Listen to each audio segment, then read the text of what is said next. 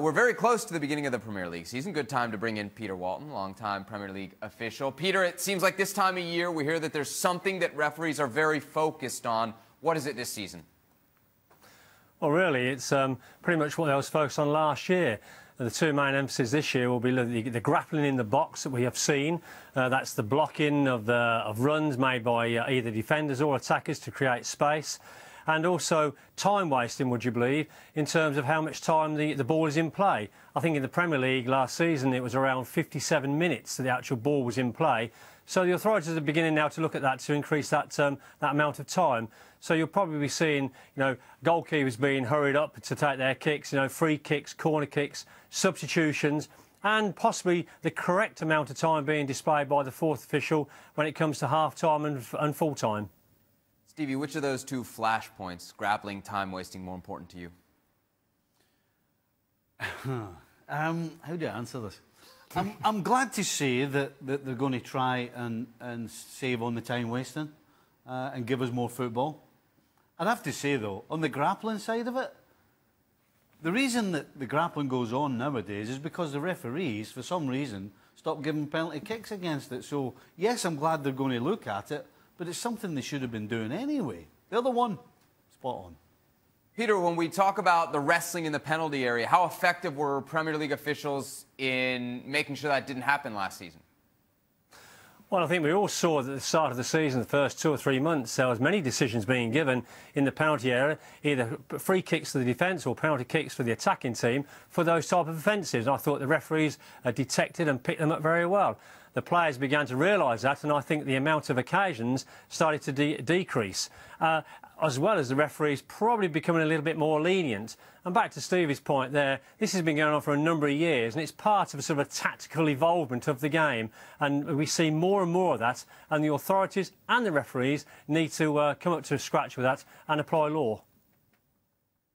A tactical involvement of the game. I mean, people have been holding and pulling since the game began, but referees just stopped giving free kicks or penalties for it, Peter. Never mind tactical. Well, I think it's being highlighted much more nowadays, Steve, and I think the players now are using that tactic more and more, and therefore referees should and will be dealing with that issue as the Premier League season starts. I hope you're right. Look, when it comes to grappling or anything else, Premier League officials don't have VAR to help them out. We saw it at the World Cup. Peter, I wonder if you agree with most people that it was a success at the World Cup, and should it be headed to the Premier League soon? Well, I've said on this show already that the World Cup was a great success when VAR was introduced. As we all know, they corrected 17 decisions that wouldn't have been corrected in normal course of play. Grappling was one of them. We saw that with Harry Kane in the early rounds, and the authorities suddenly realised that. And as the competition progressed, we saw less and less of that happening because of the risk that defenders were taking, or the risk the attackers were taking, in terms of employing that in the penalty area. Will the Premier League miss it? I think they will at the start of the season. I think they will miss it. However, I think the Premier League are correct in not introducing it just yet. VAR takes an awful lot of training, experiments and experience with the officials, and the officials are not quite ready yet to be introduced into that Premier League setup.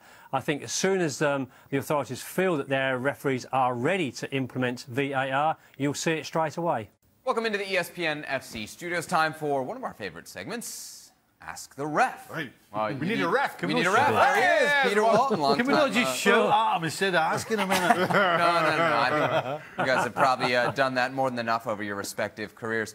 Peter, we did this kind of weird, quirky thing called the Luck Index here at ESPN, and basically the idea is that calls over the long term tend to even out. It turns out the Luck Index says no, calls don't even out. So from the official standpoint, explain yourself. How come these things don't even out? Well, they don't even out because it's down to luck, isn't it? And it's as simple as that. Referees can't see everything, and sometimes they get it right and sometimes they get it wrong. Over the course of the season, it's often been said that it evens itself out, but as we've seen with this this analysis done by ESPN, perhaps it doesn't even out, and therefore the referee, you've got to get the decision right first time. Stevie, so actually, if it evens itself out, that's just lucky. Right. There you go. Where it comes right down to this is the inception of luck. Are you lucky enough to get a good referee, or are you bad lucky to get... How long is this? Over a period of what? Yeah, right. It's a good question. Over a period of how long does a it even season, itself out? a decade, eternity? I don't yeah, know. well, we got to ask the luck index. All right, we have some questions from fans here, Peter. So, Yeah. the first question from Twitter is, Peter, would you have sent Sergio Ramos off in the Champions League final? Hashtag asking for a friend named Mo Salah. What do you think? Well, look, every Liverpool fan out there would say, yes, he'd got to go because of the consequences of what he did, his actions. But from a refereeing point of view, from a law point of view, Ramos made a clumsy challenge on Mo Salah. Yes, he was clumsy in terms of his falling over on top of him as well. Probably reckless. For me, it was a yellow card. It was reckless. I don't think it elevated itself to a straight red card. So, unfortunately, you know, friend at Mo Salah, Ramos probably had the right decision with the yellow card.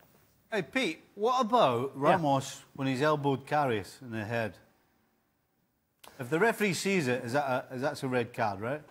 If the referee sees it, Steve, that's a red card. That was done, you know, again, I can't go into the mind of Ramos. I don't know what his intention was, but clearly his action there looked to be endangering the safety. It looked to be his elbow used as a weapon rather than a tool. And I think the right outcome there, had it been seen, would have been a red card. Pete, can I ask you, how many officials are there watching in the Champions League final?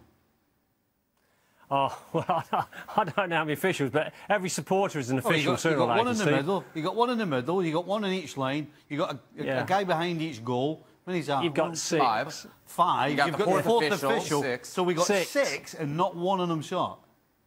Six. I mean, that's a bit strange. You know, well, I'm not suggesting any of them didn't see it or saw it. It's the angle you see it at, it's the context you see it at, and it's how you see it. I mean, we can sit here and look at the video monitor and say, yeah, but, you know, sometimes you see things, Stephen, sometimes you don't. And even if it's right in front of you.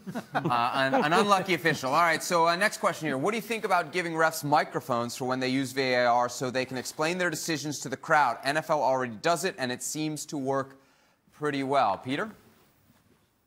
Actually, I'm all for it. I think as VAR evolves, communication will evolve, and that's almost a stage two. I know that IFL are looking at the communication aspect of VAR, and one of those aspects is to involve the crowd more. The spectator needs to know what's going on, and therefore, you know, the communication angle should be looked at. In fact, I attended a game only last week, the MLS All-Stars game. They have a pre-game called the homegrown game, and that was introduced the very first time, where the referee actually spoke to the crowd and advised the crowd why he'd given such a decision. It takes no more than 10 seconds or so. It's not a conversation, it's a bullet point thing, and the crowd, I think, appreciated it. Guys, from crowd, coaches, television, it kind of seems like a no-brainer, right? To have the refs be able to communicate it, Shaka? I'd like to see it in practice. I have to say, initially, when this was kind of raised some time ago, I thought, why do the referees have to explain themselves at the point? They're there to do a job. You make a decision. You trust in the referees to make that decision. They don't have to explain it at that point. But, you know, again, seeing how VAR worked, seeing how things have, when the referee has to go to the sidelines, I don't think the disruption was all that, as some people are making it out to be. I'd like to see this in practice, and I may very well change my mind. Stevie? I don't like it. No? I would rather the referees came out after the game and explained not just one decision, but the decisions that needed to be made in the game. I think referees are under enough pressure without having to explain themselves in the middle of a game and then carry on refereeing. I don't like it. I would prefer that they spoke afterwards when they were calm, cool and composed. Peter, I mean, you wouldn't ask a player in the middle of a game, would you? No, it's fair. It's fair. But, Peter, what do you think about that, the idea of a post-match press conference for the officials? Yeah, just first of all, I mean, we're only looking at the official making an announcement once every 3 games, the way that the VAR is beginning to evolve. So it's not as if they're explaining every decision. It's explaining those match-changing decisions that they've had to resort to VAR to have a look at. So we're not looking at a great deal. And in terms of coming out afterwards and speaking about it, Again, I agree with that. I think Major League Soccer already implement that, where a pool reporter is allowed to ask a question. That question then is answered by the match official, and a subsequent question is if necessary. And I do think that the transparency and the understanding of why match officials make decisions will make the game better. Fans, media may not agree with the answer, but at least they'll know the rationale behind such decisions being given in games. All right, I like this next question from Twitter. How influential on the game can players be by conversing with the ref over plays, whether it be shouting, banter, or mild discussion? Peter? Yeah, well, it depends on who you're refereeing, of course. You know, there are players out there whose main job is to get into the head of the referee, and it's down to the referee to realise that. Yes, you know, there's times when you have a dialogue and you'll talk with players as the game's progressing, but ultimately, you know, the player's there to play and the referee's there to referee the game, and he'll referee the game. In terms of, you know, a player asking questions all the time, yes, that's happened to me in my career many times, and sometimes it is off-putting, and it's down to the referee to say to the player, OK, enough's enough, I'm not here just to answer all your questions, get on with the game. Some players do like to have a bit of banter with the referee, though, that's for sure. Steve, you had a certain grin when I read that question. I couldn't help but notice. I know a lot of players who thought they were getting in the referee's head, but I don't actually believe anybody ever really did. All the referees I remember taking it from the likes of Dalglish and Souness, and you know, there were two players in Scotland, or one in particular, a guy called Willie Miller, who was famous. You know, the opposition coaches would always say to the referee, you know, why has Willie Miller got the whistle today? But I don't believe referees actually got swayed one way or the other. But forever and a day, and I'm sure it still goes on today, you will try and influence the referee. You know, we do see it sometimes before a match. Managers will go out into the media and say something to try to condition. You've done it before. 100%. I used to grab the fourth official before every game, particularly when there was a guy called Alejandro Morena playing against me. I would get the fourth official. If I couldn't get the referee before the game, I would get the fourth official, definitely. I would get the fourth official anyway and tell them, you know, see this guy here, you better keep your eye on because he'll flop all day long. Peter, go ahead. Seb, I mean, I'll leave you this one. I remember refereeing a game back in the Premier League, and my father came to the game and we was driving home, and my father said, you know, there was two referees on that field today, and El Hadj Diouf was the better one. So sometimes players can have a meaning over the game for sure, and it did for me. That's from his own dad. I know, right? Oh, these Twitter folks think they can criticize the ref when they're getting it worse at home. That's a tough one. All right, well, look, Alejandro's not here to defend himself, which makes us say... But it's true. But we all know it's true. I'll tell you what. He don't need to defend himself. It's true. He knows. There's 100,000 minutes of football to show Alejandro exactly what he was there. Defend himself. Look, if you ever do miss an episode, as Ale has today, unfortunately, you can just head over to the website, he fell over again, ESPNFC.com. Check out the podcast available daily for download.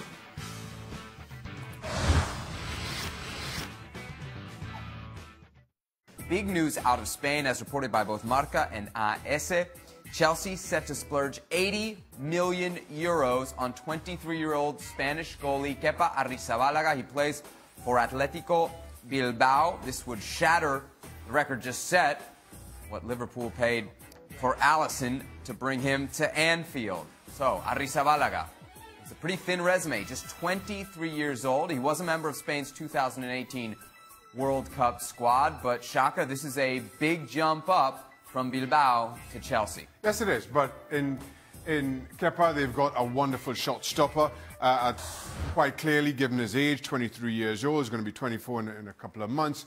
They are thinking long-term with Kepa, and understandably so. Now, in terms of shot stopping, as I say, I don't feel they've lost a lot in terms of who they're losing in Thibaut Courtois. I think the test comes... I'm not sure that Kepa is as strong in the air as Thibaut Courtois was. No disrespect there, that's quite easy to do. But they have somebody who I think you can expect a better consistency from. As good as Thibaut Courtois was, I just feel over the last 2 years, you've heard too much from him about a move away, and I don't feel you've seen the consistency in form that you expect from a goalkeeper of his quality. Stevie, Kepa made his top top-flight debut in September of 2016. From a manager's perspective, would you be worried about giving the #1 job at a club like Chelsea to a guy with really only 2 years of starting experience? Absolutely. I would be. If I'm sorry, my worry is not about the ability of his goalkeeper. It's what's in front of him. You know, he's 23 years of age. He's getting thrown into the top flight of the Premier League with a team like Chelsea who are expected every time they step on the field to win. But for a young man, particularly a goalkeeper, to have a back line in front of him that is an absolute shambles at this minute in time, I think that makes it doubly difficult for this guy to come in and play. The thing is, though, I think clubs are recognising the importance of a good goalkeeper and the value of a goalkeeper, and getting one in at a time and at a price that makes perfect sense. Now, as much as you may say Kepa's only been playing for the last couple of seasons, Ederson and Alisson have even less first team European experience to show before their big moves, and nobody questioned that, and especially in the case of Ederson, who made the jump and has key to Manchester City's success. So this makes perfect sense for me. You're losing a quality goalkeeper in Thibaut Courtois, but you've got to be willing to take the chance, because if it pays off big, and you can't afford to simply take an easy option. So we look at Chelsea's potential starting 11 and maybe their bench as well in the first year under Maurizio Sarri. Xhaka, what do you think of Chelsea's chances in the Premier League? I'm still not convinced, and though this is a Chelsea team, for the most part, that won the league 2 years ago, I'm not convinced that you can win the league. I'm trying to convince myself that you can break into the top 4 with Alvaro Morata and Olivier Giroud as your two starting strikers, or one of the two anyway.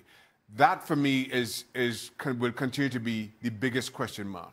Can you get any kind of consistency out of Morata? And is Giroud the man to lead your line for 30-odd games? I'm not so sure. Is that the biggest concern at Chelsea, that top spot? No, not for me. I think defensively is the biggest problem. I think they've got plenty of weapons going forward. If Sarri can get Morata playing, then that front three, Willian, Hazard and Morata at his best, that's a great front three. What do you think of that 11? With Batley in it? Yeah. No, thank you. I don't think he will. I don't think he'll be in it. Kovacic will definitely be in it if he comes. But the back line's a shambles for me. David Luiz in the back 4. It's not him.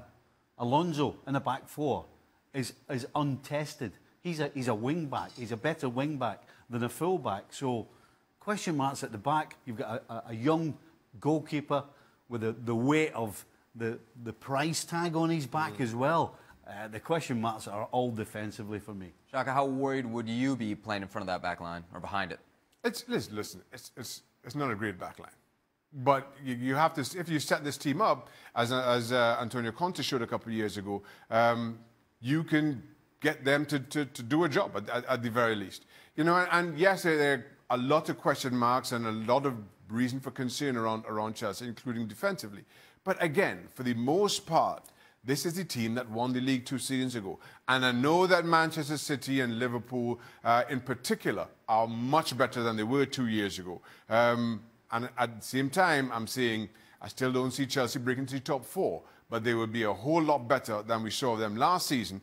And let's keep in mind, but for a disastrous the last 6 or 7 games of the season, they very well may have finished 4th. A whole lot better. You think so? No. I don't see any change at all. I think there's more question marks today than there were at the end of the season. I mean, I just don't see how there's anything settled about Chelsea. Absolutely zero. The only thing that's settled is the manager. And what brings more confusion is we all know this guy wants to play open attacking football, which is why I say that back line is in trouble. Under Conte, he devised a system that hid the deficiencies of the back line. When you play open attacking football, you see exactly where your problems are or where your strengths are.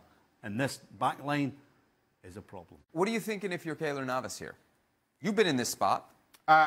If you're Keylor Navas, you're quite used to the speculation and you're quite used to the suggestion and having to earn your spot. He arrived in Madrid 4 years ago and had to sit behind Iker Casillas, even though, in my mind, at the time, he was the better of the two goalkeepers. Earned his spot, and even after earning his spot, that didn't come easy, consistently linked with a move for David De Gea. Yet still, he continued to prove his worth. Now, whatever happens with Courtois, Keylor Navas and his CV stack up as well as anybody's in the game. 3 Champions Leagues in the last 3 seasons. That's nothing to sniff at.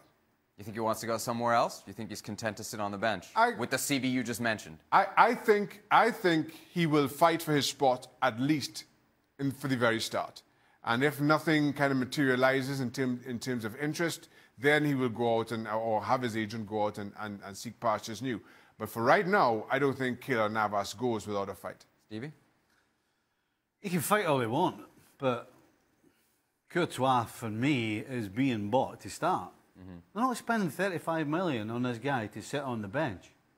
And Keylor Navas might tell you that he's going to stay and fight, but if I'm Keylor Navas, I'm getting out that door as quickly as I can, because the fact that he has the CV that he does have, if I'm him, I ain't sitting on my backside. I've got 3 Champions League winners' medals, and I was a huge reason behind those 3 winners' medals, and you're going to sit me on the bench. I'll tell you what, this guy's not going to be a happy camper. No way. The thing for me is, given the uncertainty around Real Madrid, if you're Keylor Navas, or if I'm advising Keylor Navas, I'm saying just sit and see how this all goes. Yes, and okay, they bought Thibaut Courtois with the intention of starting, but you're not quite sure how Lopetegui is going to take over. You're not quite sure how that will take effect. And then if Thibaut Courtois doesn't start off sterlingly, you know that crowd in the Bernabeu can let their feelings be known. Who's better? Answer this question, right? You're Thibaut Courtois. You right. know Navas is there. You want to go to Real Madrid. You're going to ask, hold on a second, I want to come, you want me, I'm a player. That's the first thing you ask. Listen. Because Navas is there. So and if they said, well, no, you're going to have to stay and fight for your place, it's like, hold on a second. If you're a goalie? No, don't get me wrong. If you're a player. If you're Courtois, you know you go in there and you've been promised the starting shirt. But that's not guaranteed. Oh, it's over then. It's over then. And my point is, that's not guaranteed. It's over. Given the managerial changes, if Real Madrid don't start exceedingly well, if Thibaut Courtois has a couple of iffy games, and this crowd turns, if you're Keylor Navas, you're happy just to sit and see how that plays out and see if you work your way back in. You say Courtois is inconsistent. Who's better of the two? At his absolute best, Thibaut Courtois is without question the better of the two. But that doesn't take away from the fact that Keylor Navas is a world-class goalkeeper and has proved that over the last 3 years. Welcome into Extra Time. Shaka, Stevie, Seb here with you. We're going to leave him alone today. Well, let's leave him alone. We nailed it, right? No ties, no ties? Oh, you did. I thought everybody got it right yesterday, with one exception. Okay, well, you know. I get it right. It just took me a week of working here to figure it out. Oh. Shaka, first question's coming for you. Okay. Pumba wants to know, missed Shaka at Cadument in Barbados? What is Cadument? I don't know. You know what it is, no? What is it? I have absolutely no idea. Should we Google it? Stevie, you got any thoughts on Cadument? Cadument? I'm Scottish. Is it, I don't know. That doesn't mean you don't know. Is it crop overtime in Barbados? I'm trying to Google it right now. As I do that, we can... It's some sort of festival. I'm going to guess. Well, it's Barbados has a carnival. They call it crop over. I think it's in August, but I can't remember when. Yeah. It's in June, we're told. I need to get there sometime soon. Shaka, you must have, the holidays you have, you must have been there. You must have been at Cadument. Can't be everywhere at once. You had to be. I've tried. Trust me. Well, we're going to sit here all day. Oh, yeah, wait, have you found it? No, I didn't. I found Cadument Day in Barbados. Yeah, it is crop over. You are correct. See, that's what I thought. Yeah. I'll be there next year. Okay. Tell Pumba I'll be there next year. What was that name again? Pumba Coming next year, Pumba All right, Kartik wants to know, is there a need for what Willian has been saying about Antonio Conte recently? Shouldn't there be a respect for a former manager who delivered a Premier League title and FA Cup success in 2 seasons? I believe he was on ESPN Brazil with some of our colleagues and kind of said he hopes Mauricio Sarri isn't like Conte. Is that too harsh? That doesn't even seem that bad.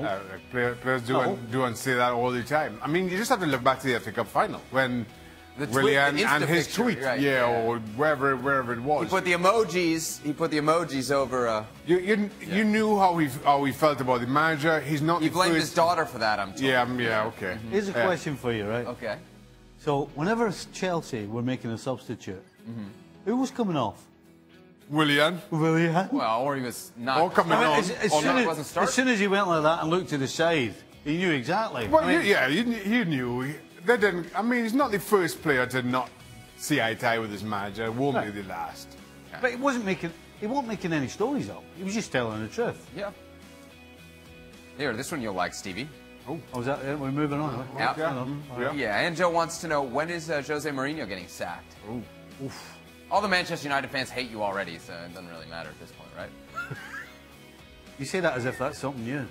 No, It's been like this for 35 years. Right. Twitter doesn't help, though, does it? No, it doesn't. It don't help.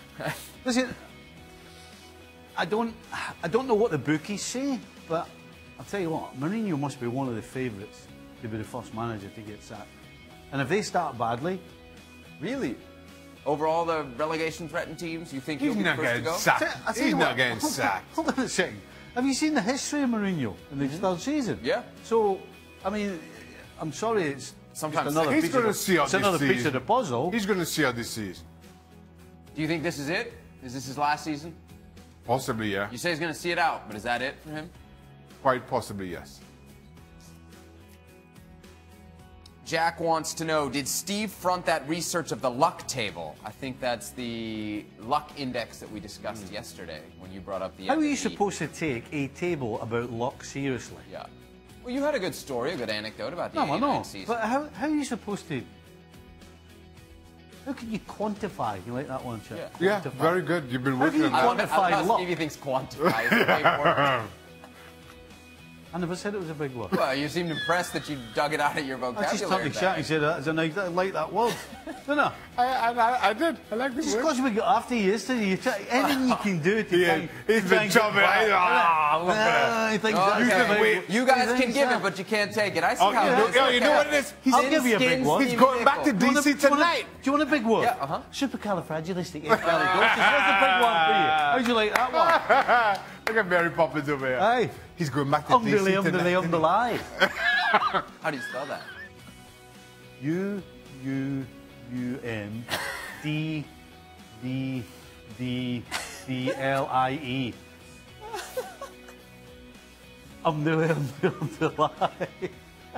You all right? Oh, yeah, this is my last extra time for a while, and I have to say... Oh, dear. Ah, boy. Well, that's... Anything else? Is that it? Nope. I was short. Nothing but tying the ties. You in a hurry? Oh, you got a flight today? Oh, he does. Let's stay on. Let's talk some more. Oh, wait a second. Let's talk some more about anything. Hold on. No. Hold on. Seb's getting a flight. Actually, the longer we keep this going, Seb's getting a flight tonight. Allegedly, it's 7:40. You want to see the boarding pass? No. That don't matter. Bradley. That don't matter to us one bit. We got 2 shows this day. Any other extra time no to try to wrap it up? You'll be catching an Uber back to DC. It's a 2-show day. It's a PVL special. You can stay at my house tonight if you want. Oh, yeah? Yeah, I don't mind. Okay, all right. All right, and at this rate, I think I will be hanging with the Nichols this evening. Yeah. Hold on, I'll get Make sure it's okay. Make sure it's okay. I don't want to cause any trouble. Eleanor! Yeah, can you make that bed up? Is that the spare room? You better get the... Move the dogs. Get the blankets move the dogs. Send the dogs outside. Yeah. Seb's coming around. Throw the dog's basket on the end of the bed. All right. Okay, bye. Wow. So hospitable, Stevie. I appreciate that. Thank What else you. we could talk about?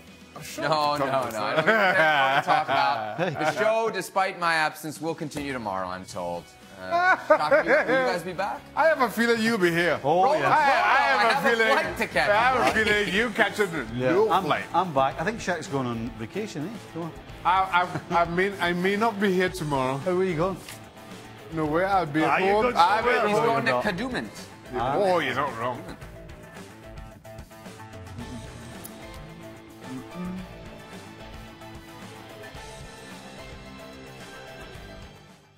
After 12 years, Manchester City and Joe Hart are going their separate ways. The goalkeeper signing a 2-year deal to go to Burnley now. Stevie Nicol here with me for this one. Stevie, with all due respect to Burnley, would you consider this as a fall from grace for Joe Hart? Because 31 years old, and that you can say is still relatively young, especially for a goalkeeper. No, I wouldn't say it's a fall from grace now. I think it's a couple of years ago that he had a fall from grace. You know, 1 minute he was the best thing since sliced bread at City. He was England's top goalkeeper. Everything in the garden was rosy. And then, of course, Pep came to Man City, and it all fell apart. So it's just Pep? No, I don't think it is just Pep. I think Joe, although Pep didn't fancy Joe still went on loan to Serie A and had an opportunity to show that he was capable, and he didn't. He went to West Ham last year on loan as well, and I don't think he did particularly well there again. So, you know, Pep was the person that kick-started this fall from grace. But at the end of the day, it's down to Joe because he hasn't performed with the opportunities he's had since, and he's going to have a struggle at Burnley. Burnley has signed him. They have some injuries right now to their goalkeeper, and so this might be a welcome addition. That's why they're signing him. But other than that, you don't see him overtaking any of them. He will start. He will be number one at the start of the season. But then when Pope's fit, when Heaton's fit, if Joe does what he did over the last couple of seasons, then he will very quickly find himself on the bench again, and very well might stay there for most of the year. So this is just an overall fall of grace for Joe Hart then? Yes. Well, what a tangled web we weave. Sorry, Joe. Indeed, that's definitely not what he would like to hear. Stevie Nicol, thank you so much. Always a pleasure. Continue tracking to see how Joe Hart does indeed do at Burnley right here on ESPN FC. A new Premier League season is upon us, and the time in the transfer window is ticking away, yet it doesn't seem to bother a certain team. That team right there, Mauricio Pochettino's Tottenham Hotspur, because they've yet to bring in any new signings. Stevie Nicol, how much of a cause for concern is this? Huge, absolutely huge. Spurs finished third last year because that's where they probably deserve to be. So if you're a Spurs fan, you're looking for them to take a step forward. In order to take a step forward, you have to add to the squad. You have to try and add to the starting 11, but you have to add quality. And so when you do absolutely nothing, why should you finish any higher than third? So if I'm a Spurs fan, I'm a worried man. And I'll say something else. At the start of this season, it's going to be really difficult for Spurs because they had 9 players who were involved in the last 4 of the World Cup. That means those players will not be 100% fit and sharp and ready. They're also moving into a new stadium shortly. They've got so many problems. No players, no new players, a lot of players not ready for the start of the season, and they're going to move into a new stadium as well. Everything is piling up against Spurs, so how are they supposed to be better than they were last year? Well, in another view that I think a lot of people, well, some people rather, I don't want to say a lot, that are applauding Spurs and Pochettino for is the fact that they seem to be stronger as a unit. His faith in the unit that they have and that consistency, consistent top 3 finishes in the last 3 seasons, and just confidence in the current squad. Is that not something that you applaud or see as a light at the end of the tunnel? Listen, if you want to be in the top 4, because basically that's what you're saying. If you want to be in the top 4, then they're fine. Is that their expectation for this season? Do you think it's enough, or they should be winning silverware? They've done absolutely nothing to suggest that they want to progress. Yes, they have a good squad. Well, they've got a better than good squad. They've got a solid unit. Everybody knows exactly what they're doing. You know exactly what you're getting from Spurs. But you're not getting a Premier League title. So if Spurs fans are quite happy with Levy doing nothing but having a strong squad and finishing in the top 4, then the job will be done again. I'm not sure. Nothing else. I'm not sure. I think there are some cries for silverware indeed. We'll see how much that they can last right here. Thanks so much, Stevie. We'll continue. Stevie doesn't believe they're going to get it, at least for this season.